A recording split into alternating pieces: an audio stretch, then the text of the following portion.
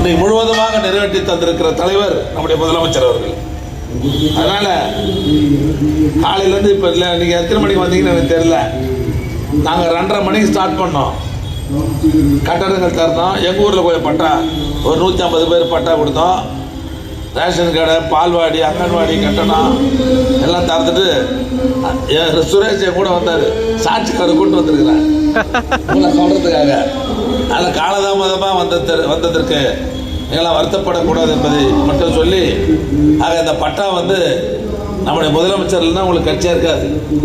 அதனால விசுவாசம் இருக்கணும். முதல்ல இவ்வளோ பட்டாவை கொடுக்குறோம், நமக்காக உழைத்து கொண்டிருக்கிறார். இன்னைக்கு நம்ம முதலமைச்சரை பொறுத்தவரையும் ஒரு நாளைக்கு 24 மணி நேரம்னா 20 மணி நேரம் இந்த நாட்டு மக்களின் நல்வாழ்வுதான் எனது லட்சியம் என்று இரவு பகல் பாராமல் உழைத்துக் கொண்டிருக்கிற நம்முடைய முதலமைச்சருக்கு, இந்த அரசுக்கு என்றைக்கும் நீங்கள் துணை நிற்க வேண்டும், தொடர்ந்து உங்களுடைய ஆதரவை தர வேண்டும் என்று கேட்டு, இன்னும் ஒரு ஏரியாவில் பட்டா வரல. முத்து வந்துடுறாரா? முத்து ஈஸ்வரி நகர், அதில் கொஞ்சம் சிக்கல். அதை விட இப்போ நான் சொல்கிறேன் கேட்டுங்க. முத்து வந்துருந்த அதில் ஒரு சிக்கல். ஏன்னா நான் தான் பட்டா கொடுத்தோம் 2011.